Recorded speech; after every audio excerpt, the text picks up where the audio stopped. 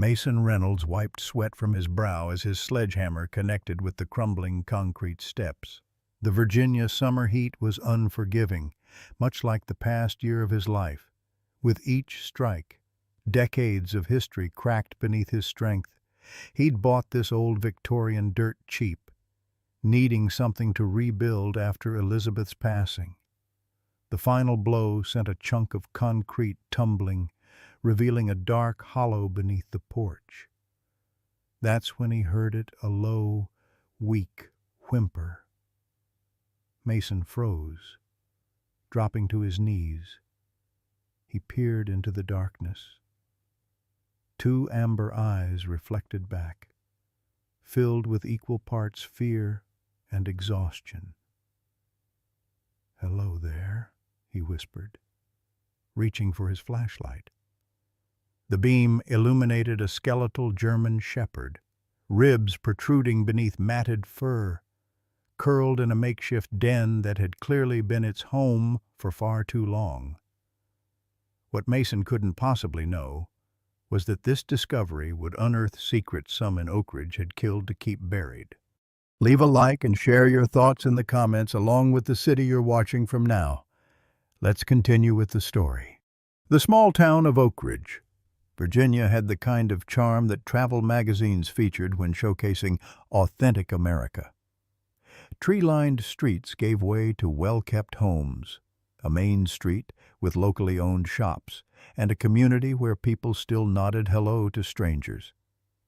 At least that's what the brochure had promised when Mason Reynolds decided to make it his home 3 months ago. At 58, Mason's weathered face told the story of a man who had seen his share of hardship. 25 years in the Marine Corps had left him with a slight limp from shrapnel in Afghanistan, a disciplined approach to life, and the rigid posture that never quite leaves a military man. The past year had carved deeper lines around his eyes, a roadmap of grief since Elizabeth's battle with cancer ended. Their home in Norfolk held too many memories. So when he inherited a modest sum from his uncle, he purchased the old Victorian on Willow Street sight unseen. The house itself was a character in need of redemption, much like Mason. Built in 1897, it had once been the proud home of Oak Ridge's first mayor, but had fallen into disrepair over the decades. The white paint peeled like sunburned skin, the wraparound porch sagged in places, and the interior needed updating from its 1970s renovation. But the bones were good. The price was right, and Mason needed a project to occupy his hands and quiet his mind. Oak Ridge welcomed him with the cautious friendliness small towns offer newcomers. His next-door neighbor, Mrs. Patricia Collins, brought over a peach cobbler his first week.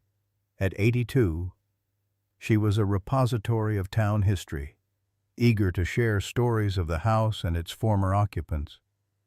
Sheriff Garrett Mitchell had recognized Mason's name from their high school days, though they'd run in different circles. Mitchell on the football team, while Mason kept to himself in woodshop. What Mason appreciated most about Oak Ridge was the space to breathe. No one asked about the wedding ring he still wore, or why he sometimes sat on the porch until dawn, nursing a whiskey and staring into the darkness. They let him be, and in return, he kept to himself, focusing on transforming the old house room by room, exercising his grief through physical labor. He hadn't planned on company, especially not the four-legged kind currently hiding beneath his porch. Mason approached the hollow beneath the steps with caution.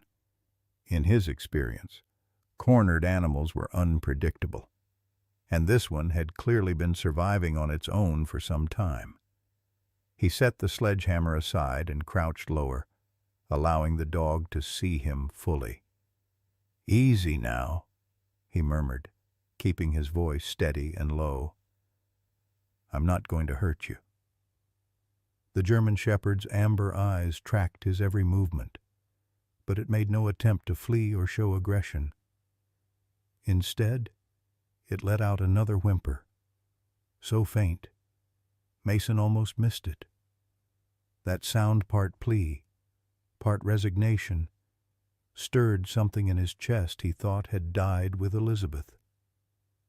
Mason retreated to the kitchen, returning with a bowl of water and some leftover grilled chicken from his dinner the night before.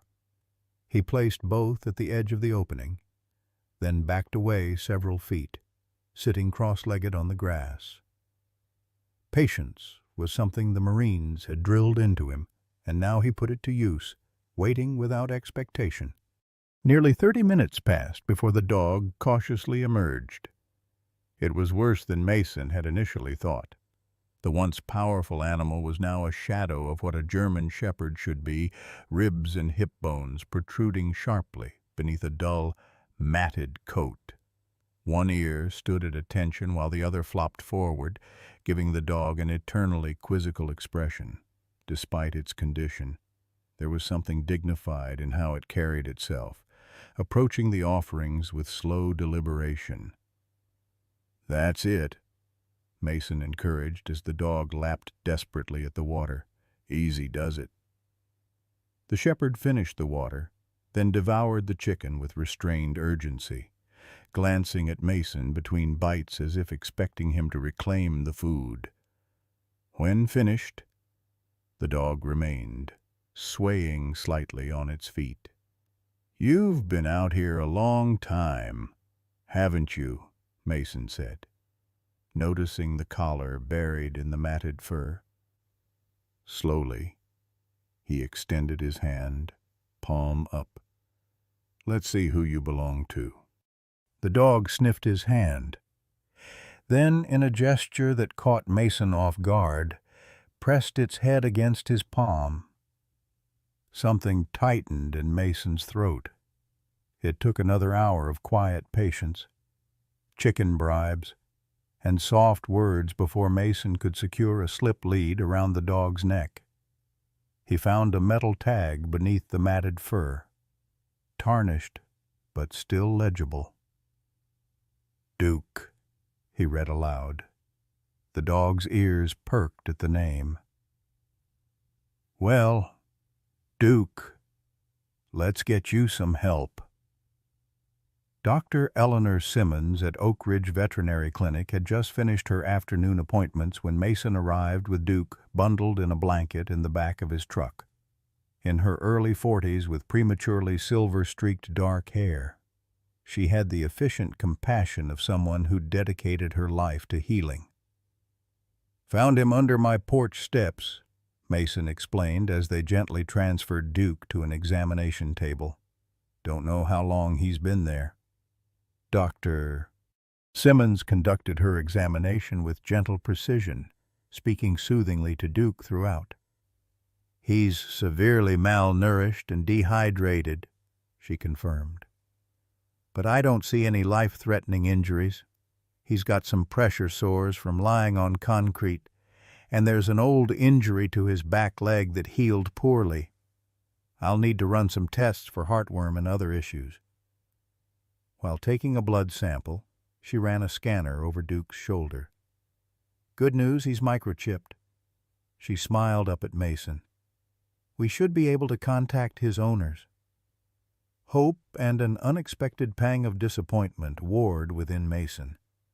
Of course, the dog belonged to someone who might have been searching for their beloved pet, worried sick about what had happened. Dr. Simmons frowned at her computer screen. "That's odd. The chip is registered to a Thomas and Sarah Whitaker, but the phone number isn't in service anymore."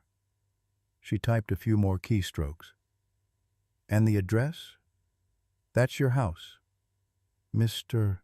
Reynolds, 1423 Willow Street." Mason stared down at Duke, who gazed back with those intelligent amber eyes.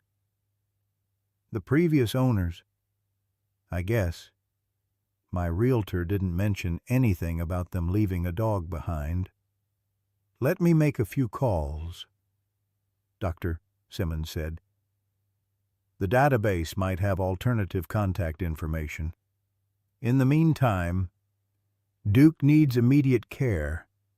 He's going to need IV fluids, nutrition support, and careful monitoring. I'd like to keep him overnight." Mason nodded, surprised by his reluctance to leave the dog.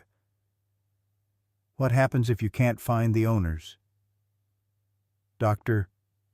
Simmons met his eyes with understanding. "Then we'll need to consider next steps, but let's cross that bridge when we come to it." As Mason turned to leave, Duke whined softly, without thinking.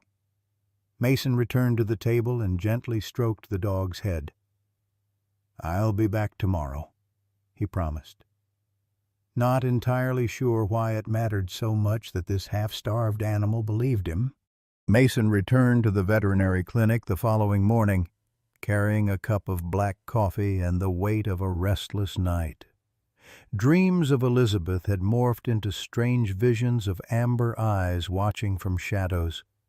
He found Dr. Simmons reviewing charts at the front desk, her face brightening when she saw him. "Mr. Reynolds, good timing. Duke's doing much better this morning. The fluids have made a world of difference." She led Mason to a kennel area where Duke rested on a thick blanket. The dog's ears perked up immediately, and he attempted to stand when he saw Mason.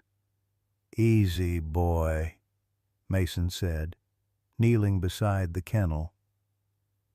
Duke's tail thumped weakly against the blanket. "He seems to remember me." "German shepherds are incredibly intelligent," Dr. Simmons said, "and loyal to a fault." She paused, her expression turning serious. "I made those calls about the microchip registration. There's no updated information for the Whitakers. According to county records, they haven't owned your house for 3 years. Mason frowned. "My realtor mentioned the house had been vacant for a while before I bought it. Bank-owned, I think." "That makes this situation even more unusual," Dr. Simmons said, watching Duke lean into Mason's hand. "If Duke has been surviving on his own for anything close to that time, it's remarkable." Mason left the clinic an hour later with Duke, a bag of specialized food, medications, and instructions for gradually reintroducing normal nutrition. The dog moved slowly beside him, his movements stiff but determined as Mason helped him into the truck. Driving through town toward home, Mason noticed a middle-aged woman on the sidewalk freeze mid-step, staring at Duke in the passenger seat. Her hand flew to her mouth, and she quickly turned away, hurrying in the opposite direction.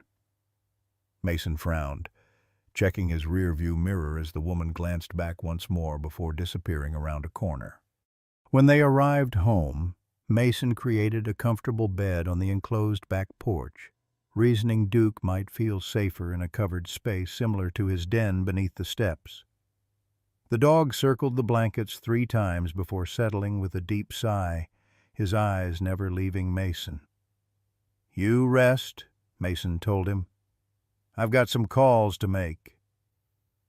That afternoon, Mason noticed Mrs. Collins working in her garden. He walked over to the fence separating their properties, Duke following slowly behind him. "Mrs. Collins," he called. "Got a minute?" The elderly woman straightened, pressing a hand to her lower back before turning. Her smile faltered when she spotted Duke. "Good heavens," she whispered, approaching the fence with tentative steps. "Is that the Whitaker's dog?" Mason nodded. "Found him under my porch steps yesterday. Pretty rough shape, but the vet says he'll recover." He paused, studying her reaction. "You knew the previous owners?" Patricia Collins reached a trembling hand toward Duke, who sniffed it politely. "Everyone knew the Whitakers. Lovely family. Thomas was an architect who worked from home. Sarah taught piano at the elementary school. And their daughter Emily was the sweetest child. Her voice cracked slightly. Such a tragedy. What happened to them? Mason asked, something cold settling in his stomach. Mrs. Collins glanced around as if checking who might overhear. Despite the empty street, they disappeared, just vanished one weekend. Thomas's car was still in the driveway, but they were gone. No sign of forced entry. Nothing stolen. The police investigated for months. But she shook her head. Some folks said they'd just up and left, had secret debts or something, but I never believed that. Not with Emily's condition. Epilepsy. Severe seizures since she was a toddler. That's why they got Duke here. She reached out again, this time making contact with Duke's head. He was specially trained a service dog for Emily. Could tell when a seizure was coming and alert her parents. Duke leaned into Mrs. Collins's touch, his tail wagging gently. The police searched everywhere, she continued. Sheriff Mitchell was out day and night for weeks. The FBI even came in, but eventually, the case went cold. She sighed deeply. The bank foreclosed after about 6 months. No one's lived there until you came along. Mason looked down at Duke with new understanding. And all this time, he's been waiting for them to come home. Mrs. Collins nodded, wiping at her eyes. Neighbors tried to catch him after the family disappeared. Everyone saw him hanging around the property, but he wouldn't let anyone near him. Eventually, people stopped trying. She met Mason's eyes with sudden intensity. Some things in this town, Mr. Reynolds, some things are best left buried. Before Mason could ask what she meant, Mrs. Collins straightened and turned back toward her house. I should get inside. My shows are starting.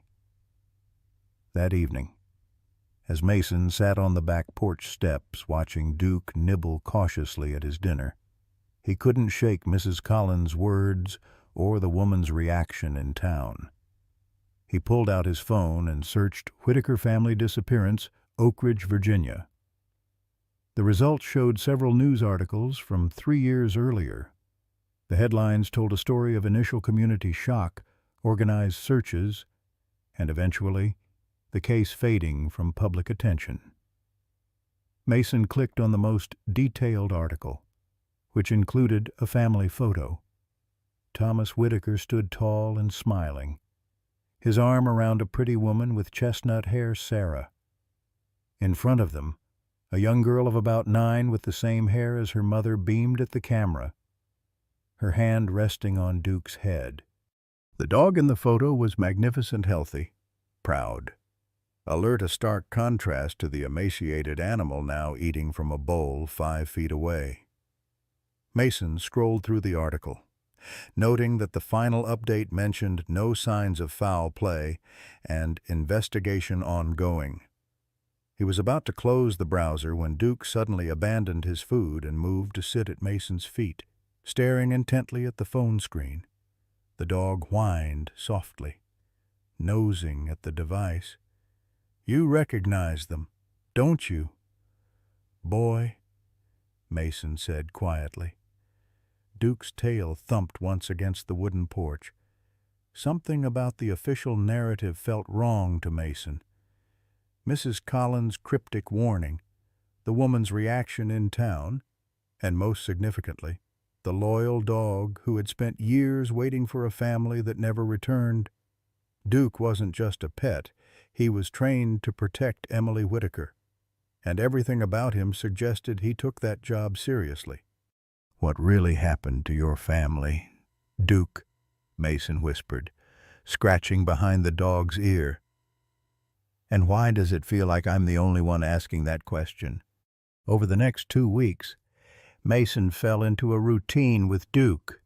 Each morning, they'd share breakfast on the back porch. Mason with his coffee and toast, Duke with his carefully measured portion of specialized food. The dog was gaining weight steadily, his coat beginning to regain some of its luster under Mason's daily brushing. The matted fur had been a challenge, requiring several patient sessions and finally a professional grooming at Dr. Simmons' recommendation. "He's a different dog," she'd remarked during Duke's follow-up appointment. "Amazing what proper nutrition and care can do." But Mason knew it wasn't just the physical care making the difference. Duke had purpose again, someone to watch over, someone to protect. The dog followed him from room to room as Mason worked on the house, always maintaining a respectful distance but keeping him in sight.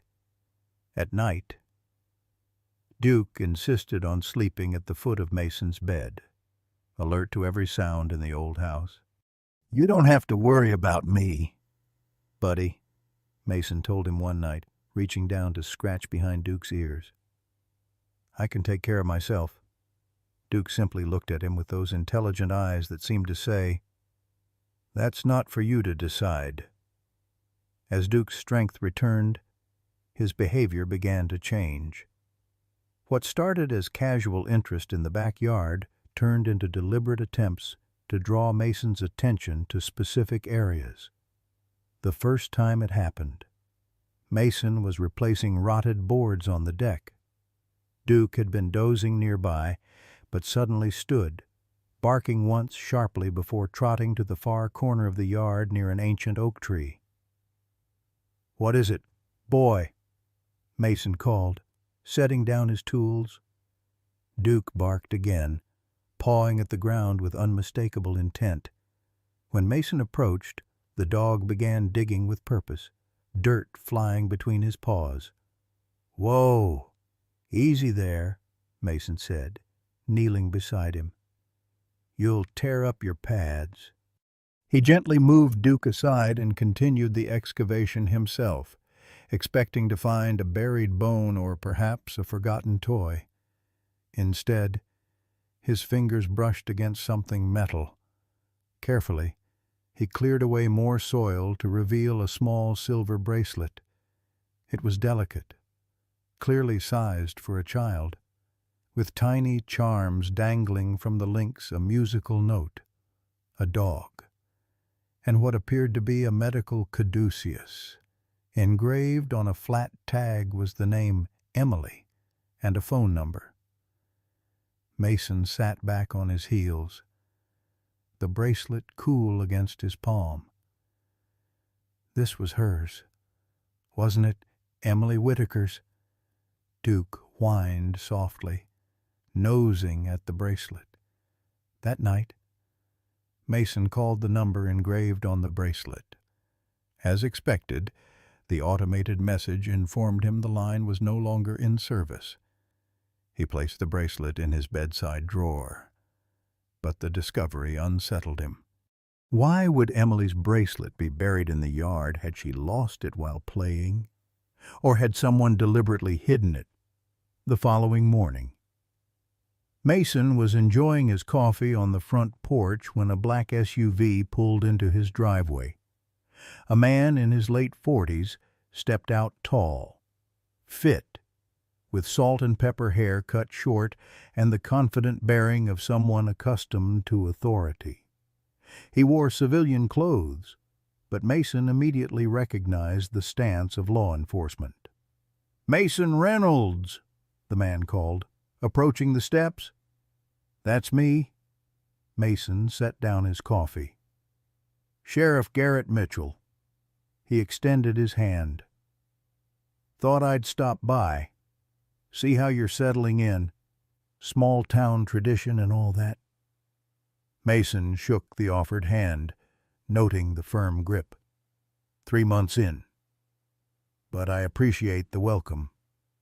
Mitchell's eyes scanned the porch, taking in the half-finished renovation. "Place is looking better already. Been empty too long." Before Mason could respond, Duke appeared in the doorway behind him. The dog froze, a low growl rumbling in his chest as he stared at the sheriff. Mitchell's expression flickered surprise, followed by something darker that vanished so quickly Mason almost missed it. "Well, I'll be damned," he said, recovering with a smile that didn't reach his eyes.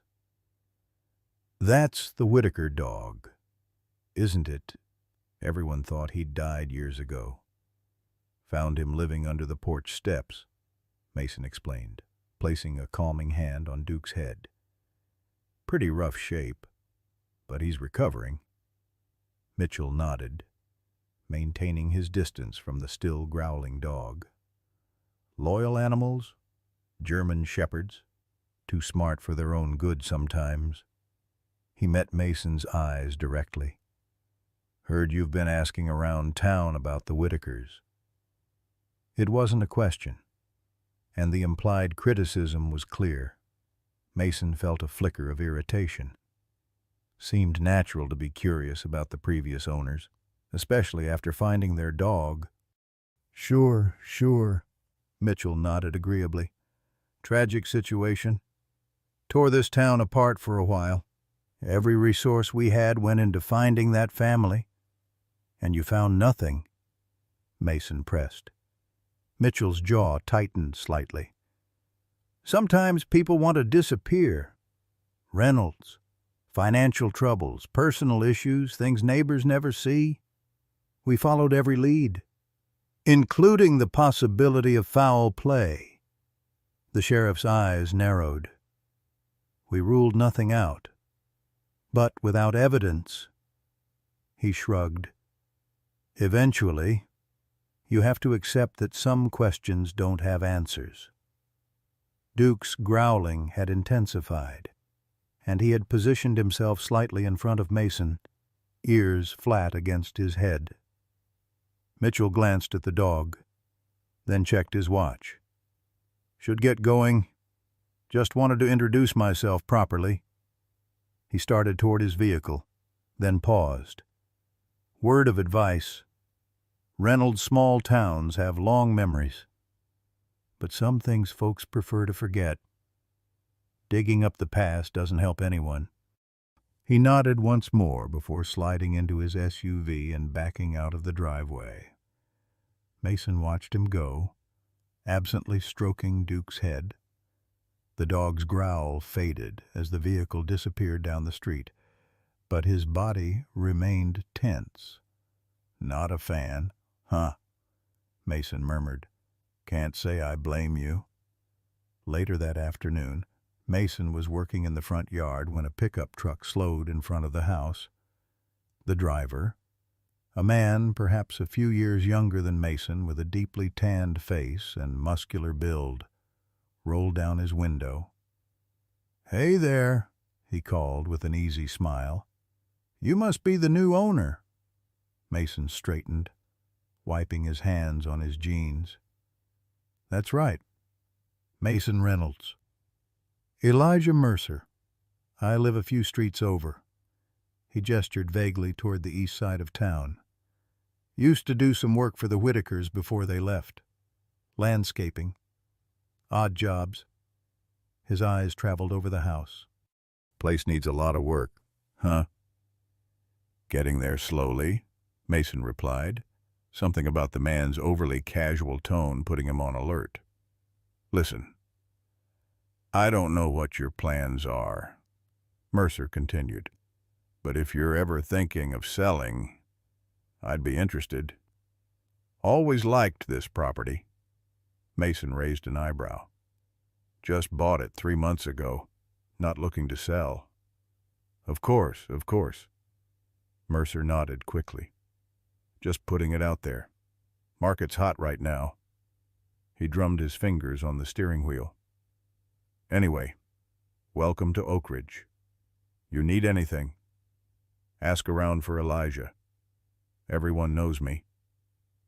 As Mercer drove away, Duke appeared at Mason's side, watching the truck recede with the same wary posture he'd shown toward Sheriff Mitchell. "You're quite the character reference, aren't you?" Mason said, rubbing the dog's ears. 2 for 2 on the disapproval scale. That evening, Mason called his realtor, Angela Phelps, a brisk, efficient woman from the next county over. "The Whitakers," she repeated when he asked about the previous owners. "I don't have much information beyond what was in the disclosure. Bank-owned property. Vacant for over 2 years before you purchased it." "But they disappeared," Mason pressed. "That didn't seem worth mentioning." Angela sighed. "Look, Mr. Reynolds, I'm required to disclose material facts about the property itself, structural issues, water damage, that sort of thing. The circumstances of the previous owner's leaving doesn't fall under that requirement unless there was a death in the home, which there wasn't. So, a family of 3 vanishing without a trace didn't strike you as something a buyer might want to know. Honestly, I thought it might scare off potential buyers," she admitted. "And the bank was eager to unload the property. Small-town mysteries don't always translate well in sales pitches." After hanging up, Mason sat on the back steps, watching Duke investigate the yard in the fading light. The dog had a routine now, a careful patrol of the property's perimeter before returning to Mason's side. Tonight, however, Duke lingered at a spot near the old tool shed, barking insistently. "What now, Sherlock?" Mason called, walking over. Duke was pawing at the ground again. But this time, Mason's investigation revealed nothing but dirt and roots.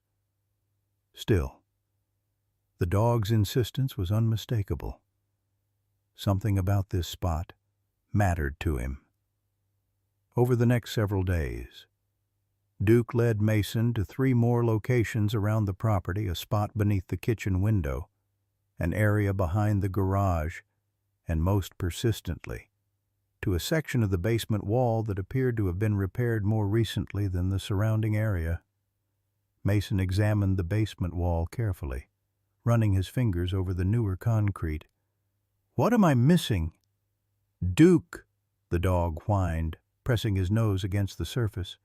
That Saturday, Mason was replacing the mailbox post when a voice startled him. "He's looking much better." Mason turned to find Mrs. Collins standing at the edge of his property, a small plate covered in foil in her hands. "Brought you some banana bread," she said, extending the plate. "Figured you could use something homemade with all this renovation work." "Thank you," Mason said, accepting the offering. "And yes, Duke's doing well. Gained about 15 pounds, according to the vet." Mrs. Collins nodded, her eyes drifting to the house. "You've made progress?" "Slowly but surely." Mason hesitated, then added, "Duke's been showing me some interesting spots around the property, areas he seems particularly concerned about." The elderly woman's smile faltered. "Dogs remember things, Mr. Reynolds. Places where they buried bones, spots where they played with their owners, or places where something significant happened," Mason suggested. Mrs. Collins met his eyes directly. "I saw Sheriff Mitchell visit the other day." "He did?" "And Elijah Mercer's been by."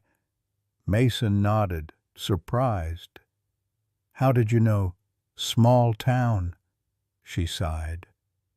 "Mr. Reynolds? Mason, I've lived in Oak Ridge my entire life. Seen generations come and go, watched children grow up and have families of their own. This town has its share of secrets, like anywhere else, the Whitakers being one of them. Mrs. Collins glanced over her shoulder before lowering her voice. Thomas Whitaker came to see me the week before they disappeared. He was troubled. Said he felt like someone was watching the house, following Sarah when she went out. He'd installed security cameras, though I never saw anyone suspicious myself. Did he report it to the police? He said he had, but... She frowned. Thomas mentioned Sheriff Mitchell didn't seem concerned, suggested he was being paranoid. Mason processed this, remembering Mitchell's dismissive attitude. Any idea who might have been watching them? Mrs. Collins shook her head. Thomas didn't say, but... Well, she hesitated. But what? Elijah Mercer did odd jobs for half the town, including the Whitakers. Always professional, good work. But about a month before they disappeared, Sarah mentioned she'd asked him not to come back. Wouldn't say why, just that she wasn't comfortable with him around Emily. She shrugged. Could be nothing. Sarah was always protective of Emily because of her condition. Before Mason could ask more questions, Duke emerged from the house, trotting over to greet Mrs. Collins with a gentle nudge of his nose against her hand. "Hello, sweet boy," she said softly, scratching under his chin. "You remember me, don't you?" "To Mason," she added. "I used to bring treats for him whenever I visited Sarah for tea. Emily would show me Duke's latest tricks. He could retrieve her medication, alert them before a seizure. Once, he even pressed their alarm button when Emily had a particularly bad episode and Sarah fell trying to help her. Mason watched the interaction, noticing how Duke's usual wariness was absent with Mrs. Collins. "He trusts you." "Animals know who means them harm and who doesn't," she replied, her gaze suddenly distant. "People should trust their instincts more often." That night, Mason couldn't sleep. He kept replaying Mrs. Collins's words, Sheriff Mitchell's warning, and Mercer's unusual interest in the property. Outside, a summer storm rolled in, thunder rattling the old windows as rain pattered against the glass. Beside the bed, Duke was restless too, pacing back and forth before sitting up sharply, ears forward, listening intently. "What is it, boy?" Mason whispered, following the dog's gaze toward the bedroom door. Duke growled softly, the sound barely audible beneath a crack of thunder. Then he was moving, slipping through the doorway and down the stairs with Mason close behind. In the living room, Duke froze, his attention fixed on the front door where shadows moved beneath the gap at the bottom, shadows that shouldn't be there on a stormy night with no porch light on. Mason's military training kicked in. He moved silently to the side table, retrieving the handgun he kept secured there, and positioned himself against the wall beside the door. Duke stood rigid, a low, continuous growl emanating from his chest. The doorknob turned slowly. Testing. Locked. Then came the faint sound of metal against metal, someone picking the lock. Mason took a deep breath, finger resting alongside the trigger guard, not on the trigger itself. Duke's growl intensified as the lock mechanism clicked. The door opened an inch, then two. Rain gusted in from the porch. Duke lunged forward with a ferocious bark, just as lightning illuminated a figure in the doorway. The intruder stumbled backward in surprise, and Mason used the moment to flip on the porch light, gun raised. "Don't move," he commanded, his voice calm despite the adrenaline surging through him.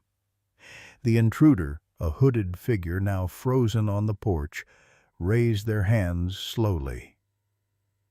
"Don't shoot," a male voice pleaded. "Please." "Remove the hood," Mason ordered, keeping the gun steady. "Slowly." The figure complied, revealing a young man, perhaps in his early 20s, rain dripping from his terrified face. "I'm sorry," he stammered. "I didn't think anyone was home." "Breaking and entering is still a crime in an empty house," Mason replied coldly. "Who are you, and what are you doing here?" The young man swallowed hard, his eyes darting to Duke, who stood guard with hackles raised. "My name's Jason Whitaker. Thomas Whitaker was my uncle. I needed to check something." Mason lowered his gun slightly, but maintained his defensive position. "You have ID to prove that claim." The young man nodded frantically, reaching slowly toward his back pocket. "My wallet. It's in my back pocket. Driver's license." "Take it out." Slowly, Jason complied, extending a rain-soaked leather wallet. Mason took it with his free hand, flipping it open to reveal a Virginia driver's license. Jason Whitaker, 23, with an address in Richmond. The family resemblance to Thomas Whitaker from the news photo was unmistakable. Duke had stopped growling but remained alert, his eyes fixed on Jason with intense scrutiny. "Inside," Mason directed, stepping back to allow Jason entry while keeping a safe distance. "But don't make any sudden moves." Once inside, Mason instructed Jason to sit on the couch while he kept the gun visible, though no longer pointed directly at him. Duke positioned himself between them, his posture protective rather than aggressive. "Start talking," Mason demanded. "Why break in during a thunderstorm at 2 a.m.? Jason ran a trembling hand through his wet hair. "I've been watching the house for days, waiting for a chance when you weren't home. The storm seemed like a good cover." His eyes darted to Duke. "I can't believe he's still alive. We all thought—" "You know Duke?" Mason interrupted. Jason nodded, his expression softening. "Uncle Thomas got him for Emily when her seizures got worse. He was specially trained. Cost a fortune." He extended a tentative hand toward Duke. "Hey, buddy. Remember me? I used to play fetch with you."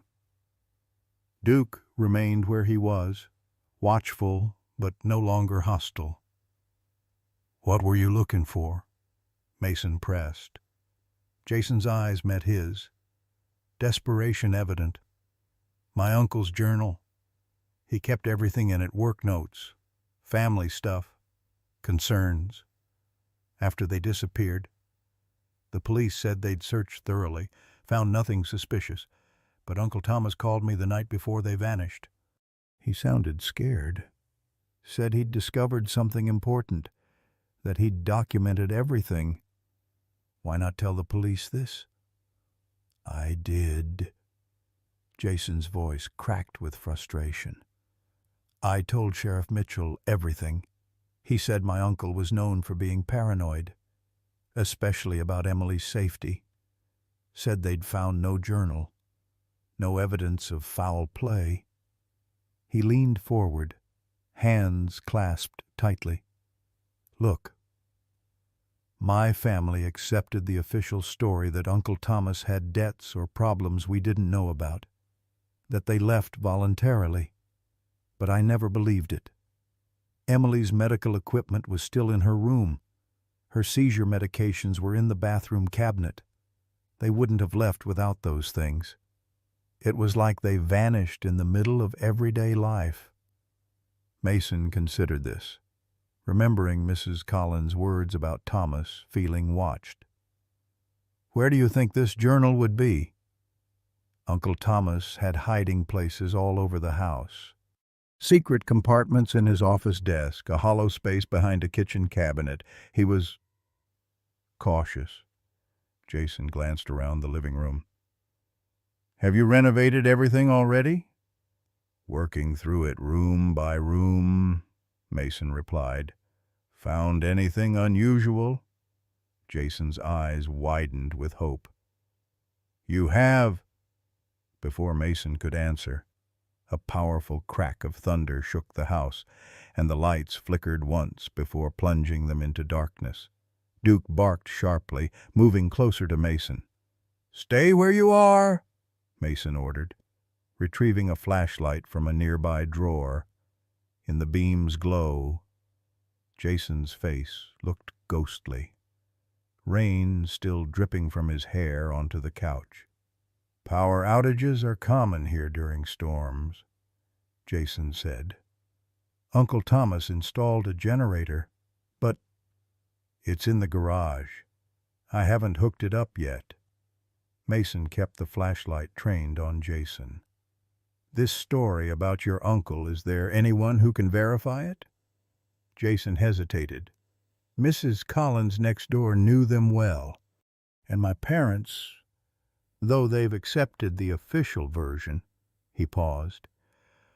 "What have you found, Mr. Reynolds?" Mason debated how much to share with this stranger who'd broken into his home, but Duke's behavior, wary but not aggressive, suggested Jason wasn't a threat. "Duke's been showing me specific locations around the property, areas he seems fixated on. One is a section of the basement wall that looks newer than the rest." Jason's expression sharpened. "The basement. Uncle Thomas spent a lot of time there. Had a small workshop. Can I see it?" Mason hesitated, then nodded. "Follow me, but I'm keeping this with me," he added, indicating the gun now tucked into his waistband. They descended to the basement, flashlight beams cutting through the darkness. Duke led the way, moving with purpose toward the section of wall he'd been so interested in. "There," Mason said, illuminating the area. "This concrete is newer, different color and texture from the surrounding wall." Jason approached, running his hands over the surface. "This wasn't here before. This was..." He pressed against different points of the wall, then stepped back, frowning. "There used to be a crawl space behind this section. Uncle Thomas stored holiday decorations and some of his architectural plans there. Someone sealed it up," Mason realized, examining the workmanship, "and not particularly well." "We need to open it," Jason said urgently. Mason nodded, retrieving a sledgehammer from his tools. "Stand back." It took several powerful strikes before the newer concrete began to crack. Mason worked methodically, breaking away chunks until a dark opening emerged. The flashlight beam revealed a small crawl space, about 4 feet high and extending several feet into the foundation. Duke whined anxiously, attempting to squeeze into the opening before Mason gently held him back. "Let me check first, buddy." Mason shined his light into the space, revealing cobwebs, dust, and several plastic storage containers pushed against the far wall. He crawled in carefully, pulling the nearest container toward him.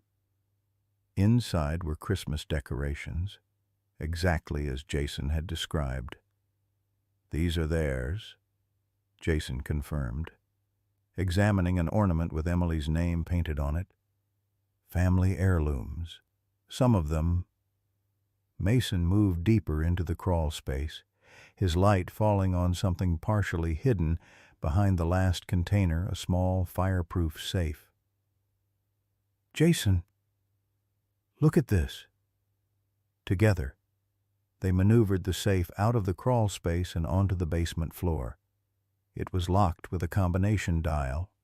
"Any idea what the combination might be?" Mason asked. Jason thought for a moment. "Try Emily's birthday," 10:23:08. Mason rotated the dial.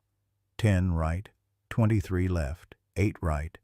The mechanism clicked, and the door swung open.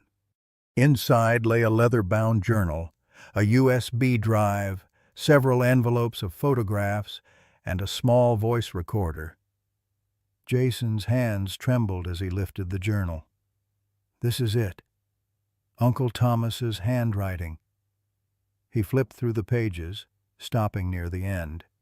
The last entry is dated May 15th, 2022. They disappeared on May 16th. Mason picked up the voice recorder, pressing play.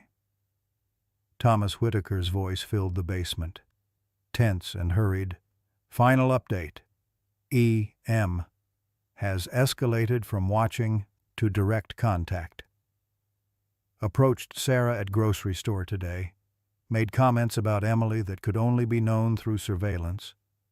Police still dismissive. Mitchell suggested Sarah misinterpreted friendly conversation. Installing additional security tonight, if anything happens. Jason, this is all the evidence. The USB has camera footage. Trust no one in Oak Ridge. The recording ended abruptly. Mason and Jason exchanged grim looks. E.M., Mason repeated. Elijah Mercer. Jason's face paled. The landscaper, he worked for them, but I never met him. Duke had begun pacing anxiously, his attention focused upstairs.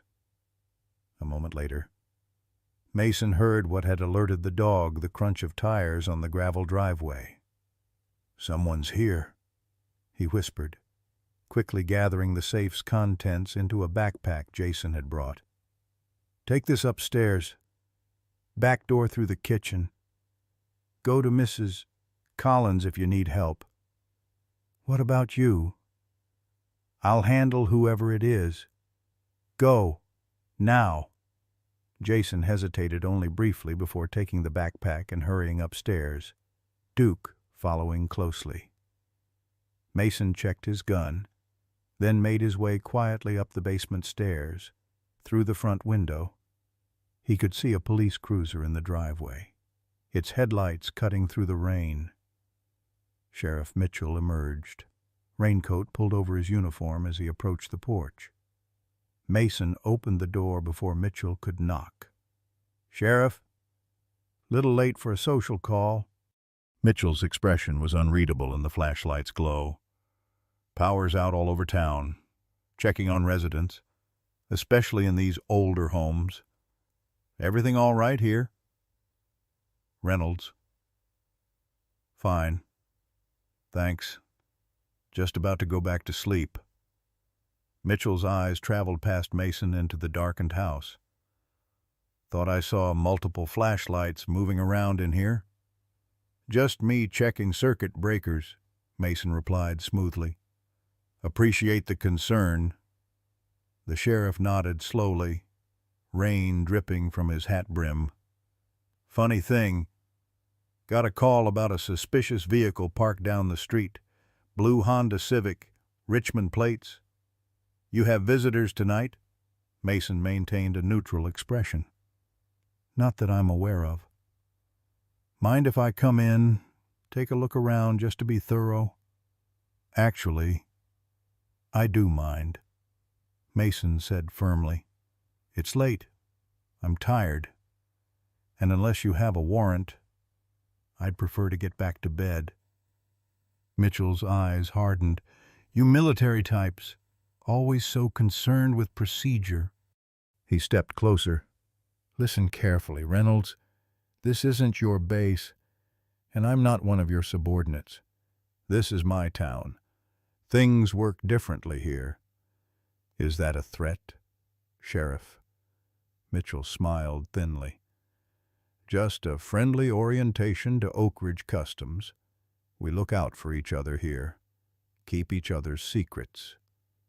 He stepped back. Sleep well. I'll be following up on that suspicious vehicle.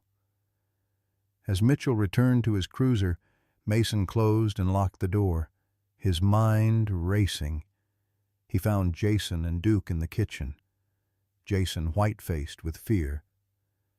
"He's looking for me," Jason whispered. "My car." "Is parked too far away for him to connect it to this house immediately," Mason finished. "But you can't go back to it tonight. You'll stay here." "You don't understand," Jason said urgently. "If Mitchell is involved in whatever happened to my family, I understand perfectly," Mason interrupted, checking that all doors and windows were secured. "That's why we're going to read that journal thoroughly tonight. And in the morning, we're taking everything to the state police." By dawn, the storm had passed, and Mason had read every page of Thomas Whitaker's journal while Jason dozed fitfully on the couch. The power remained out, but the early morning light provided enough illumination to see the troubled expression on Mason's face as he closed the journal. Duke, who had maintained his vigilant watch through the night, now came to rest his head on Mason's knee, sensing his distress. "What happened to your family wasn't right, buddy," Mason murmured, stroking the dog's head. "But we're going to make it right." The journal had confirmed their suspicions and revealed worse. Thomas had documented Elijah Mercer's growing obsession with Sarah, the escalating encounters, the photos taken of Emily from a distance. Most disturbing were Thomas's final entries, describing his conviction that Sheriff Mitchell was deliberately dismissing his concerns and possibly warning Mercer about the complaints. "I served my country to protect people from threats," Mason told Duke quietly. "Never thought the biggest threats would be wearing badges in small-town America." As the first rays of sunlight streamed through the windows, Mason knew what needed to be done. The truth about the Whitakers had remained buried for 3 years, but Duke had never stopped standing guard, never abandoned his post. It was time to honor that loyalty with justice. Mason's plan was straightforward: drive Jason to the state police barracks in Charlottesville, 40 miles away, with Thomas Whitaker's evidence. They would report everything: the journal, the recordings, the sealed crawl space, and let a higher authority investigate both the Whitakers' disappearance and Sheriff Mitchell's potential involvement. The morning light revealed a neighborhood recovering from the storm. Downed branches littered the streets, and power company trucks were already working on restored electricity to the area. Mason had Jason wait inside while he checked the perimeter of the property, Duke following closely at his heels. "No sign of anyone watching the house," Mason reported when he returned. "My truck's in the garage. We'll take back roads to avoid driving past the sheriff's office." Jason nodded, clutching the backpack containing his uncle's evidence. "What about Duke?" "He comes with us," Mason said without hesitation. "I don't trust leaving him here alone." They were preparing to leave when Mason's cell phone rang, a Richmond area code he didn't recognize. "Hello?" he answered cautiously. "Mr. Reynolds, this is Angela Phelps, your realtor." Her voice sounded strained. "I need to speak with you about your property immediately." Mason frowned. "I'm actually on my way out." "It's about the previous owners," she interrupted. "The Whitakers. I've just received some concerning information from the bank that handled the foreclosure. Information that should have been disclosed to you." Mason's eyes met Jason's. "What kind of information?" "I'd rather not discuss it over the phone. I can be there in an hour." Mason hesitated, instinct warning him against delay. "Ms. Phelps, I'm dealing with some urgent matters regarding the Whitakers myself." Anything you know could be helpful." There was a pause on the line. "The bank executive who handled the foreclosure contacted me this morning. Apparently, Sheriff Mitchell called him yesterday, asking questions about the property and your purchase. During their conversation, the executive mentioned finding something unusual during the final property inspection before your purchase, a hidden room that hadn't been on the original house plans. The sheriff told him not to worry about it, that it was a known issue and had been properly inspected. But it wasn't disclosed to me," Mason concluded. "Exactly. As your realtor, I should have been informed. I'm legally obligated to disclose structural modifications. This hidden room, did the executive mention where it was located? Somewhere on the ground floor, I believe. Behind a bookcase or pantry?" Angela paused. "Mr. Reynolds, the timing of the sheriff's inquiry concerns me. Has something happened? Thank you for the information. Ms. Phelps? I'll look into it." Mason ended the call. Turning to Jason, "There's another hidden space in the house, on the main floor." Jason's eyes widened. "Uncle Thomas's office had built-in bookshelves along one wall. I always thought they looked unusually deep."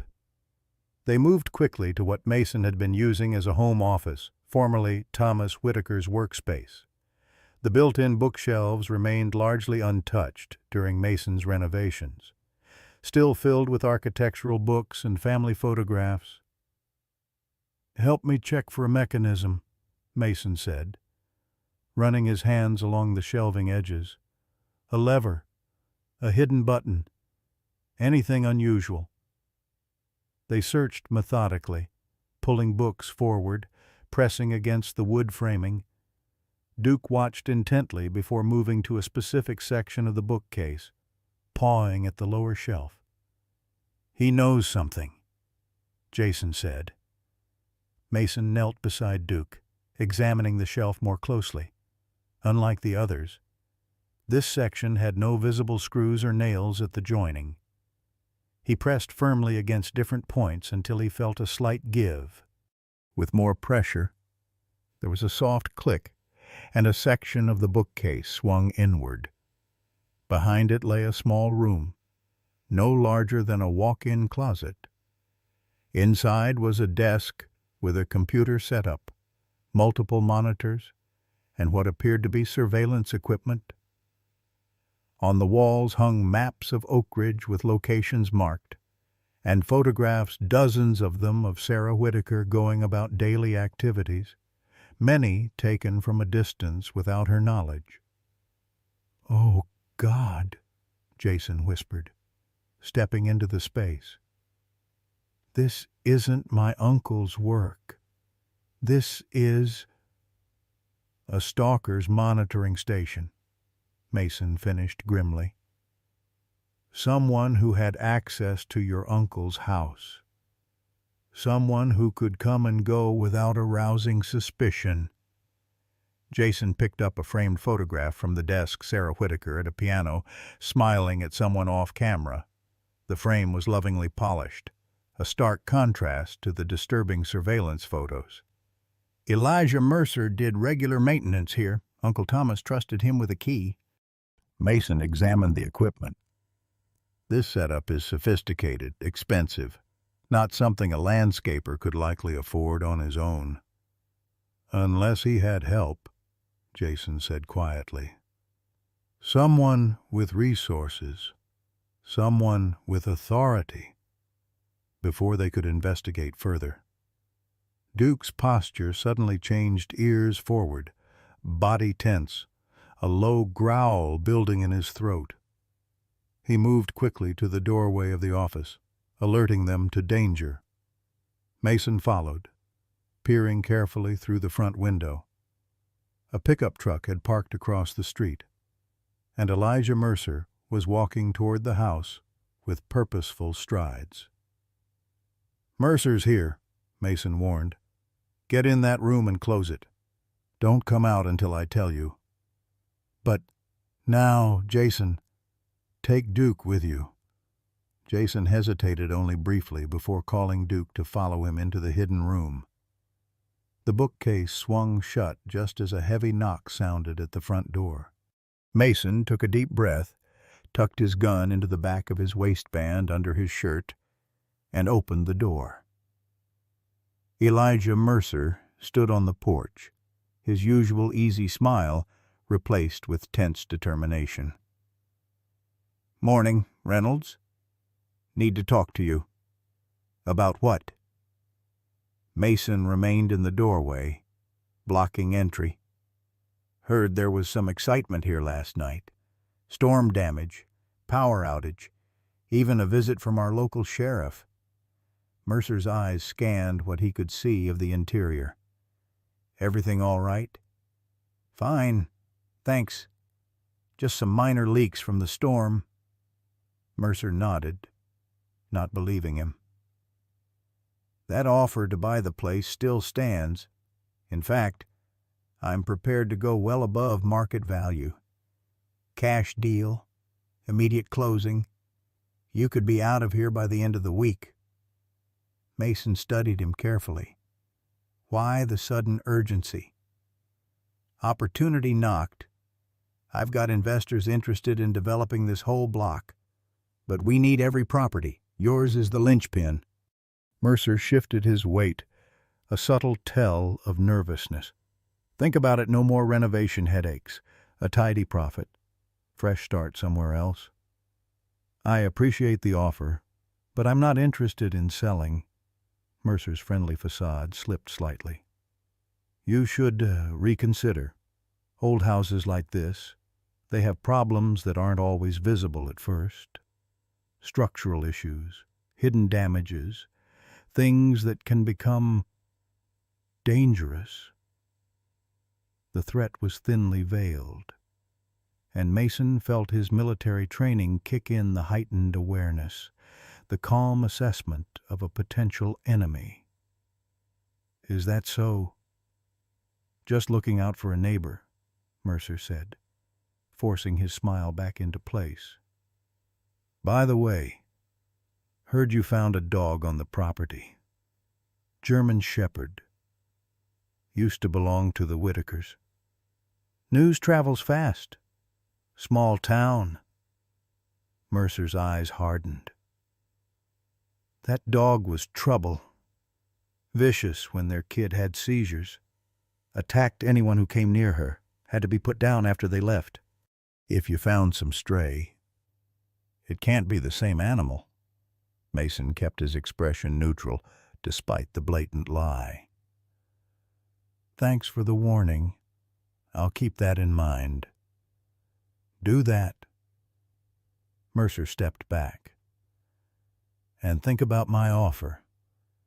It won't stay open long." As Mercer walked back to his truck, Mason closed the door, a cold certainty settling in his gut. The immediate attempt to buy the property after Sheriff Mitchell's late-night visit couldn't be coincidental. Something in this house evidence perhaps had them spooked. Mason returned to the office and tapped on the bookcase. "It's clear." The hidden door swung open, revealing Jason and Duke. The dog emerged first, moving immediately to the window to watch Mercer's truck drive away. "He's lying about Duke," Jason said angrily. "He was the gentlest dog with Emily, only protective when needed. He never attacked anyone." Mason nodded, watching Duke's vigilant posture. "They're getting nervous. First Mitchell checking on us during the storm, now Mercer trying to buy the house immediately. We need to move fast." They gathered everything from both hidden spaces, the safe contents from the basement, the surveillance equipment and photos from the office room. As Mason loaded the evidence into his truck, Duke suddenly froze in the driveway, his attention fixed on something in the distance.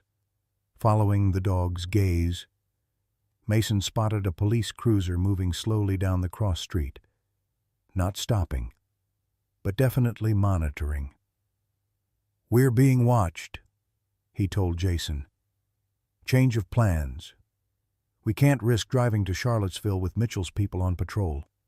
We need somewhere safe to regroup." "Mrs. Collins," Jason suggested. Mason shook his head. "Too obvious, and I won't put her at risk." He thought for a moment. "Dr. Simmons at the vet clinic. She has no connection to this situation. And Duke needs a follow-up appointment anyway, a perfect excuse to visit." As they pulled out of the driveway, Duke riding in the back seat, Mason couldn't shake the feeling that events were accelerating toward a dangerous confrontation. The Whitakers had disappeared 3 years ago after discovering they were being watched. Now history seemed poised to repeat itself. But this time, Duke wasn't alone in his vigil. Oak Ridge Veterinary Clinic sat on the outskirts of town, a modest single-story building with a large fenced yard behind it. Mason pulled into the parking lot, relieved to see only 2 other vehicles present, Dr. Simmons' blue Subaru and what appeared to be an employee's car. "Wait here with Duke," Mason instructed Jason. "I'll make sure it's safe." Inside, the reception area was empty except for a young woman at the front desk. She looked up with a practiced smile. "Good morning. Do you have an appointment?" "Not officially," Mason admitted. "I was hoping Dr. Simmons could see Duke for a quick follow-up. It's somewhat urgent."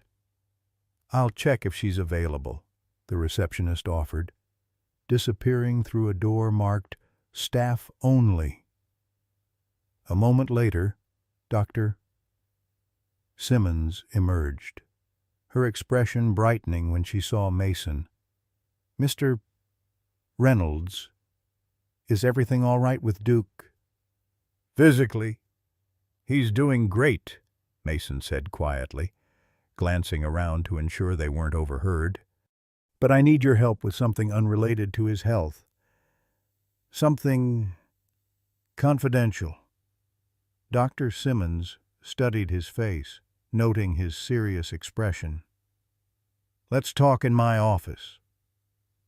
Once the door closed behind them, Mason explained the situation, finding Duke under the porch, discovering the Whitakers' disappearance, the hidden evidence, and the increasingly threatening behavior of Sheriff Mitchell and Elijah Mercer. "This is..." Dr. Simmons shook her head, stunned. "This is beyond anything I would have imagined. Sheriff Mitchell is a respected figure in Oak Ridge, which makes him dangerous if he's involved," Mason pointed out. "I need a safe place for Jason Whitaker and the evidence until we can contact state authorities." Dr. Simmons hesitated only briefly. "My house is about 15 minutes outside town, backing up to National Forest land. You can stay there while I finish my appointments. No one would think to look for you there." "I can't ask you to risk—" "You're not asking," she interrupted firmly. "I treated Duke when you found him. I saw his condition. If what you're saying is true, then I've been unwittingly complicit in allowing his family's disappearance to remain unsolved." She wrote her address on a prescription pad. "There's a key under the ceramic frog by the back door. Go there now. I'll join you when I finish here around 4. Mason thanked her, then returned to the truck where Jason waited anxiously with Duke. "We've got a safe house," he explained, starting the engine. "Dr. Simmons is helping us." They took a circuitous route to her address, checking frequently for any signs of being followed. Dr. Simmons's home was a rustic cabin-style house set back from the road, surrounded by tall pines and oaks that provided natural screening from view. Inside, they found a comfortable, lived-in space filled with books, plants, and framed veterinary diplomas. Duke immediately performed a thorough inspection of the unfamiliar territory, sniffing every corner before settling near a large window overlooking the backyard. "Let's review everything we have," Mason suggested, clearing space on the dining table. They spread out Thomas Whitaker's journal, the surveillance photos from the hidden room, and the USB drive containing what appeared to be security footage from the Whitaker home. Jason connected the drive to his laptop, and they began reviewing the files. "Look at this," Jason said, opening a folder labeled "Front Door, Final Week." The footage showed normal comings and goings for several days, until May 15, 2022, the day before the family disappeared. In the video, Elijah Mercer arrived at the front door around noon. Thomas Whitaker answered, clearly uncomfortable. Though there was no audio, the conversation appeared tense, with Thomas repeatedly shaking his head and finally pointing firmly away from the house. Mercer's body language shifted from pleading to angry before he finally left. Uncle Thomas was telling him not to come back, Jason interpreted. They continued through the footage, finding a more disturbing clip from later the same day. Sheriff Mitchell arrived in plain clothes, not a police cruiser. The conversation with Thomas appeared equally tense, with Mitchell gesturing dismissively at one point before leaving. "Consistent with the journal," Mason noted. Thomas reported his concerns about Mercer, and Mitchell dismissed them. The final clip, time-stamped 11:47 p.m. on May 15th, showed Thomas Whitaker making a final check of the doors and windows before turning off lights. The footage ended there. "Nothing from May 16th, the day they disappeared," Jason said. Frustrated, Mason picked up the journal, flipping to the final entries May 15th, 2022. Confronted E.M. today about being on our property after hours.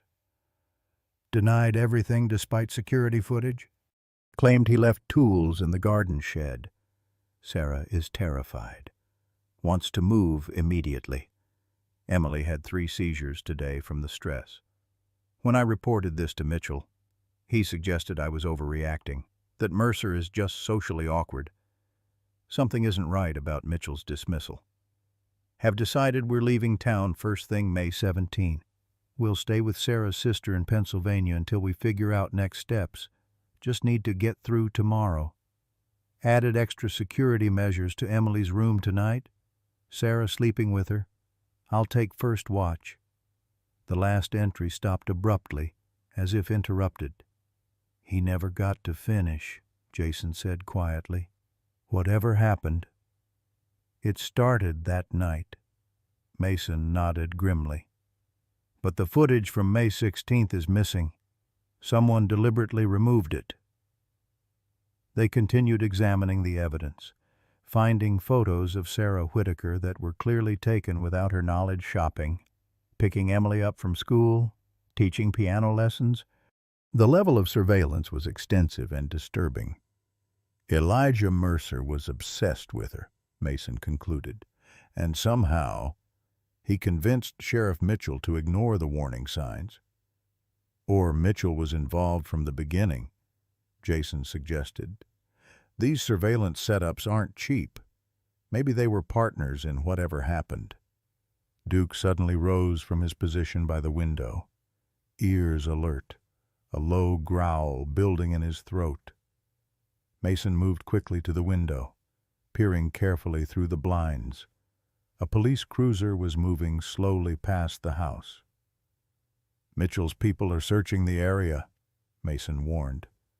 Stay away from the windows. They retreated to an interior room, Duke following closely. The tension was palpable as they listened for any sounds of approach. After several minutes, Mason risked another look outside.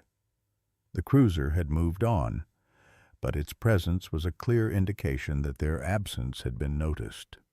"We need to contact state authorities now," Mason decided, pulling out his phone. "Before Mitchell realizes where we are." He dialed the Virginia State Police Barracks in Charlottesville, asking to speak with a detective regarding a cold missing persons case. After a brief conversation, he was connected to Detective Laura Harding. "Detective, my name is Mason Reynolds," he began. "I've recently purchased a home in Oak Ridge, Virginia, previously owned by the Whitaker family who disappeared in 2022. I've discovered evidence suggesting foul play and potential law enforcement involvement in covering up what happened." There was a moment of silence before Detective Harding responded. "Mr. Reynolds, this is a serious accusation. What evidence are you referring to?" "Thomas Whitaker's journal documenting stalking behavior by a local man named Elijah Mercer. Security footage showing confrontations the day before they disappeared. A hidden surveillance room in the house that wasn't Whitaker's doing. And the involvement of Sheriff Garrett Mitchell in dismissing Whitaker's concerns and potentially helping cover up what happened. Is this evidence secure?" "Yes, I have it with me, along with Thomas Whitaker's nephew, Jason Whitaker." Detective Harding's voice took on a new urgency. "Mr. Reynolds, the Whitaker case was officially closed by Oak Ridge PD, but our department received an anonymous tip last year suggesting impropriety in the investigation. We didn't have enough to reopen the case, but what you're describing could change that. Where are you now?" Mason hesitated, still wary of potential leaks. "At a secure location outside Oak Ridge. We don't feel safe approaching the local authorities." "Understandable. I can dispatch troopers to meet you, but it would be better if you could bring the evidence directly to our barracks in Charlottesville." "That's our plan, but we're being watched." "Sheriff Mitchell has patrol cars searching for us?" Detective Harding was quiet for a moment. "Give me 2 hours. I'll arrange for a state trooper to meet you at a neutral location, then escort you to Charlottesville. Can you text this number with your exact location?" "Yes." "Thank you, Detective." After ending the call, Mason texted their location to the number provided, then turned to Jason. "Help is coming. We just need to lay low for a couple of hours." They settled in to wait, reviewing more of the evidence to prepare their statement for the state police. Duke remained vigilant, occasionally checking the windows but staying close to Mason and Jason. An hour passed without incident. Then Duke suddenly stood at attention, hackles raised, staring at the back door. A moment later, they heard the distinctive sound of breaking glass. Mason motioned for Jason to stay down, grabbing his gun and moving silently toward the kitchen. Through the doorway, he could see a gloved hand reaching through a broken pane in the back door, fumbling for the lock. Duke growled, low and threatening. The hand froze momentarily, then continued its task, unlocking the door. As it swung open, Elijah Mercer stepped inside, a pistol held in his right hand. Mason stepped into view, his own weapon raised. "Don't move, Mercer." Elijah froze, his face registering shock, then anger. "Reynolds, you're supposed to be at the clinic." "Change of plans," Mason replied steadily. "Drop the weapon," instead of complying. Mercer's eyes darted to something behind Mason. "Now!" Mason sensed movement too late. Something hard struck the back of his head, sending him stumbling forward. His gun clattered to the floor as he fought to maintain consciousness. Through blurred vision, he saw Sheriff Mitchell step into view, holding a heavy flashlight, the weapon he'd used to strike Mason. "I told you to stay out of it, Reynolds," Mitchell said coldly. "Some questions don't have answers for a reason." Duke launched into action, a blur of fur and teeth as he charged toward Mitchell. The sheriff turned, bringing the flashlight down in a vicious arc that caught Duke squarely across the muzzle. The dog yelped in pain but didn't retreat. Instead, clamping his jaws around Mitchell's forearm. "Get this fucking dog off me," Mitchell shouted, dropping the flashlight and trying to shake Duke loose. Mercer raised his gun toward Duke, but Jason tackled him from the side. Having crept through the dining room during the commotion, the gun discharged, the bullet splintering wood in the ceiling as both men crashed to the floor. Mason, still dazed, lunged for his fallen weapon. Mitchell, bleeding from Duke's bite, kicked it away and drew his service pistol. Duke, seeing the new threat, released Mitchell's arm and sprang toward the gun, his loyal instinct to protect overriding everything else. The shot was deafening in the confined space. Duke's body jerked in midair, then crumpled to the floor, blood spreading quickly across his golden-brown fur. He whimpered once, amber eyes finding Mason's for a brief moment before going still. "No!" Mason roared, a primal sound of rage and grief that seemed to freeze time itself. Mitchell turned his gun toward Mason, but before he could fire, the front door burst open. Dr. Simmons stood there, a shotgun in her hands, her face transformed by cold fury. "Drop it, Sheriff," she commanded, the shotgun unwavering. "Now." Mitchell hesitated, calculating his options. "I've already called the state police," she continued. "They're on their way. Drop the gun, or I swear to God I'll use this." Mitchell slowly lowered his weapon, placing it on the floor. Mercer, still struggling with Jason, saw his ally surrender and stopped fighting. Mason crawled to Duke's side, gathering the dog's limp body in his arms. "Stay with me, buddy," he pleaded, pressing his hand against the wound to staunch the bleeding. "Don't you dare give up now." Dr. Simmons kept the shotgun trained on Mitchell and Mercer while moving to Mason's side. With one hand, she checked Duke's pulse. "He's alive, but barely. We need to get him to the clinic immediately." "What about them?" Mason nodded toward Mitchell and Mercer. "The state police are really coming," Dr. Simmons assured him.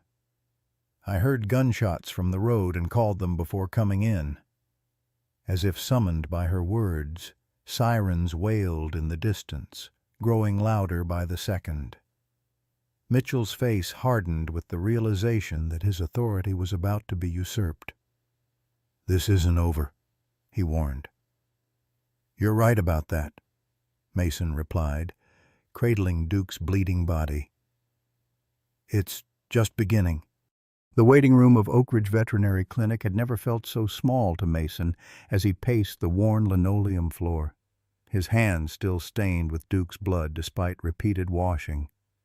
Jason sat slumped in a plastic chair, his face pale with shock and exhaustion. Outside, red and blue lights still pulsed from the state police vehicles that had arrived just minutes after Mitchell and Mercer were subdued. Detective Laura Harding had taken preliminary statements and secured the evidence, promising to return after Duke's condition was stabilized. "The dog is a material witness," she'd said with surprising gentleness. "But more importantly, he's a victim too. Take care of him first." The clinic door swung open, and Mason turned expectantly, hoping for news from Dr. Simmons. Instead, Mrs. Collins stepped in, her aged face lined with worry. She crossed directly to Mason, reaching for his bloodied hands without hesitation. "I heard what happened," she said softly. "The whole town's talking." "How is he?" Mason asked, not needing to specify who. Mrs. Collins squeezed his hands. "Eleanor, Dr. Simmons is the best veterinarian in 3 counties. If anyone can save him, she can."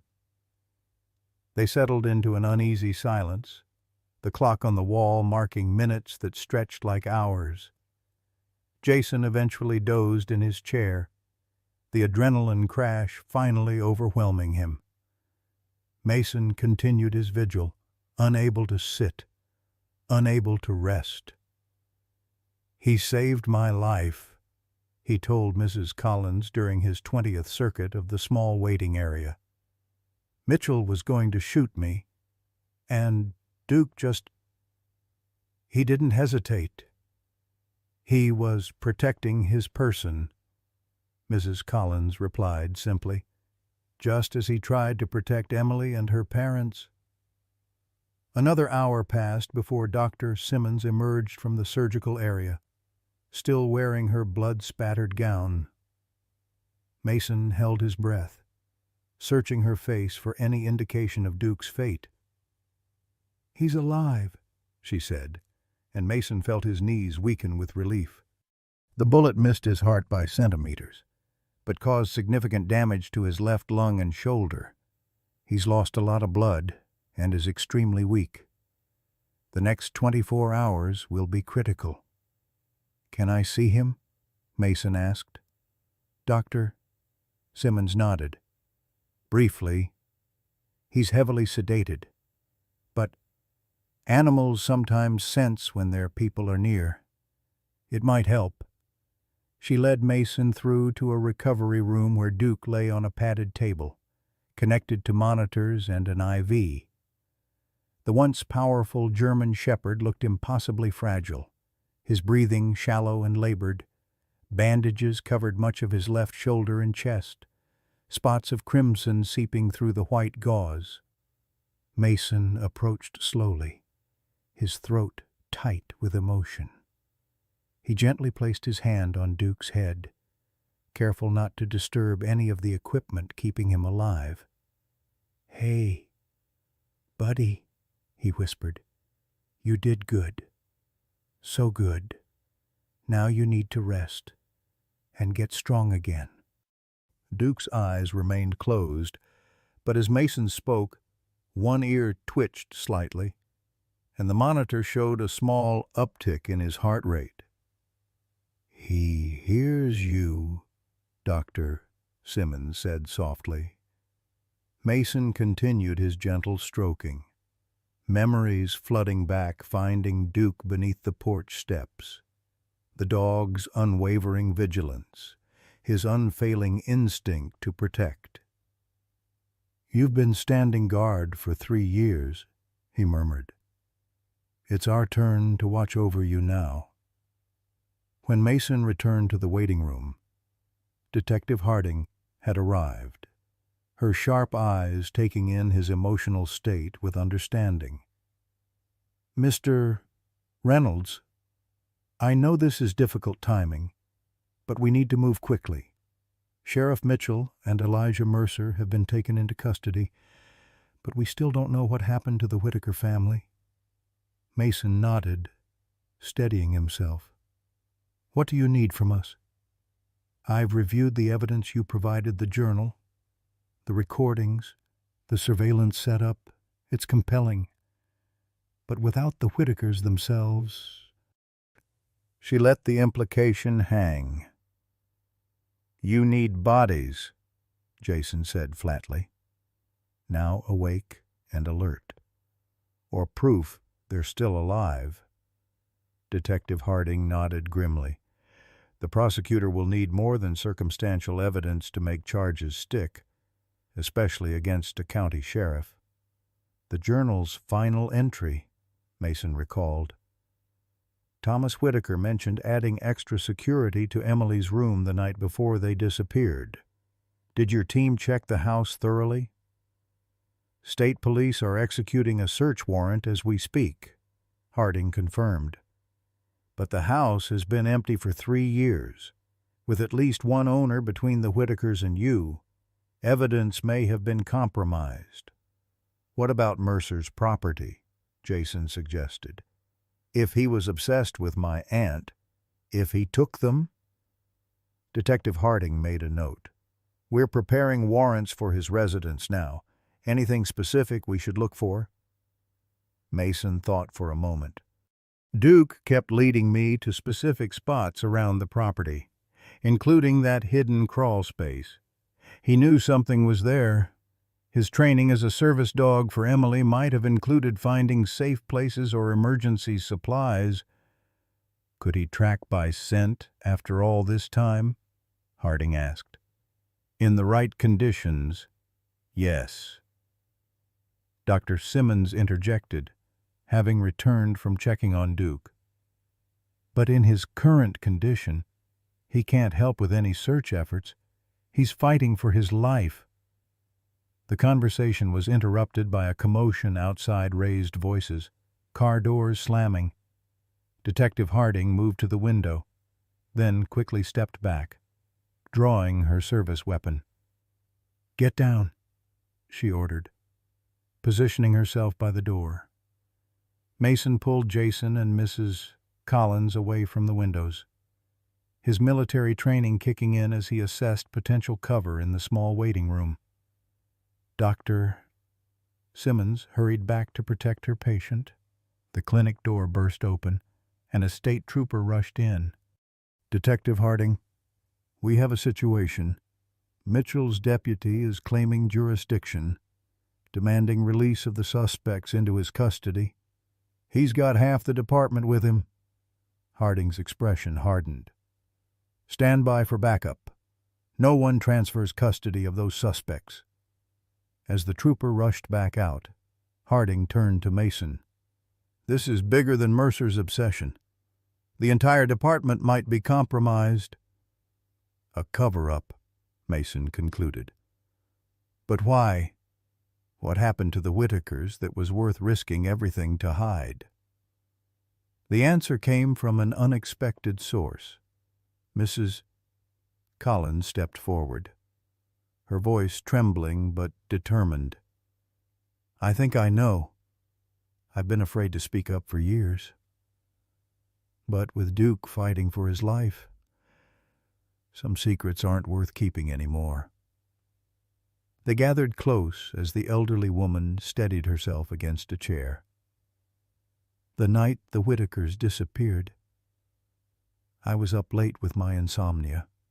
Around 2 a.m., I saw lights at their house flashlights moving inside. I assumed it was Thomas doing a security check, given his concerns. But then I saw Sheriff Mitchell's personal vehicle parked down the street, and Elijah Mercer's truck behind the house." "You saw them there?" Harding asked sharply. Mrs. Collins nodded. "I called Thomas's cell phone to warn him, but there was no answer. I was going to call 911, but then I saw them carrying something out to Mercer's truck. 3 bundles, wrapped in tarps or blankets. They were the size of people." Her voice broke. "I was too afraid to report it. Mitchell was the police. And who would believe an old woman with poor eyesight over him?" The room fell silent as the implications sank in. Jason put his head in his hands, a muffled sob escaping despite his efforts at control. "And you never told anyone?" Mason asked gently. "I tried. Once," Mrs. Collins admitted. "I called the state police anonymously, about a year ago. But nothing came of it." Detective Harding's expression shifted with recognition. "That was your tip. We investigated, but without specific details or evidence." "I understand," Mrs. Collins said sadly. "I've lived with this guilt for 3 years. Watching Duke faithfully waiting for a family that would never return. The standoff outside continued, with more state police arriving to counter the Oak Ridge officers' presence. Detective Harding received regular updates via radio, her face growing increasingly concerned. "We need to find the Whitakers, or their remains immediately," she said finally. "If Mitchell's department is this determined to interfere, they're protecting more than just Mitchell and Mercer." An idea struck Mason suddenly. "Mercer offered to buy my house this morning. Practically begged, offering well above market value. What if there's something still at the property that we haven't found?" "Like what?" Jason asked. "I don't know, but Duke kept trying to show me something in the yard behind the garage. We found Emily's bracelet, but he remained fixated on that area even afterward." Detective Harding made a decision. "I'm going to redirect some of my team to your property. Mr. Reynolds, if there's anything there, we'll find it." As if summoned by their discussion of him, Dr. Simmons appeared in the doorway, her expression a complex mixture of concern and cautious hope. "Duke's condition has stabilized," she announced. "He's still critical, but his vitals are stronger. He's fighting hard." Mason felt a weight lift slightly from his shoulders. "Can I see him again?" Dr. Simmons nodded, leading him back to the recovery area. Duke remained unconscious, but his breathing seemed less labored, the monitors showing stronger vital signs. "You're not done yet, are you?" Mason said softly, stroking Duke's head. "Still standing guard even now?" "Even." As Mason spoke, Duke's eyes fluttered open briefly, those intelligent amber eyes that had first connected with him beneath the porch steps. They held Mason's gaze for just a moment before closing again. But that fleeting contact carried a message clearer than words. Duke wasn't giving up. Outside, sirens wailed as more state police arrived, the standoff with Mitchell's department escalating. Inside, in the quiet recovery room, a different battle was being fought, one heartbeat at a time, one breath after another. Mason settled into a chair beside Duke's bed, prepared for a long vigil. "Rest, buddy," he whispered. "I'll be right here when you wake up. We're going to find your family one way or another. I promise." The first rays of dawn were just beginning to lighten the sky when Detective Harding burst into the recovery room, her face flushed with urgency. "Mason," she said, forgetting formalities in her excitement. "The team at your house found something behind the garage. Something buried?" Mason rose, his heart pounding. "What is it?" "Not what," she replied, her eyes wide. "Who?" "They found a woman, bound and unconscious but alive. It's Sarah Whitaker. In our twilight years, we discover that loyalty is not just a virtue, it's salvation itself. Duke's story isn't just about a dog who waited. It's about the unyielding faith many of us have shown throughout our lives. How many of us have stood vigil beside hospital beds, waiting for loved ones to wake? How many have searched tirelessly for answers when others gave up hope? Duke's body was broken, but his spirit remained undefeated, just like so many of us who've weathered life's storms. When Mason found Duke beneath those crumbling steps, he wasn't just rescuing a dog, he was honoring the sacred covenant between the faithful and the lost. This resonates deeply with those of us who've known the ache of uncertainty, the pain of unanswered prayers, and the courage required to keep standing when it seems futile. Duke never abandoned his post, even when abandoned himself in our community. We understand this devotion because we've lived it through marriages tested by time, through children who needed us long after they left home, through friendships that survived decades of change. Duke's vigil reminds us that some bonds transcend time, tragedy, and even reason itself. They simply endure, because love refuses to surrender.